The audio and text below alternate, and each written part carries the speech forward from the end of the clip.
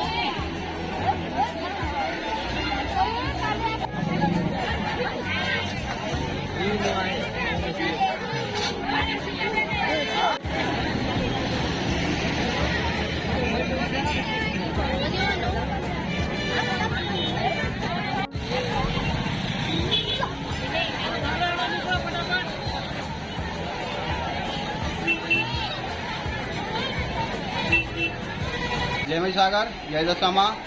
આજ રોજ જે જગતજનની દશામાં છે એને દિવાસાના દિવસ જે સ્થાપના કરવામાં આવી હતી એના સંપૂર્ણ ખાનપુર તાલુકા, મહીસાગર જિલ્લો, અરવલ્લી જિલ્લો ને જે ભાવિ ભક્તો છે દશામાનો, એમાં મોટી સંખ્યામાં જે દશામાની મૂર્તિઓનો સ્થાપન કર્યો હતો.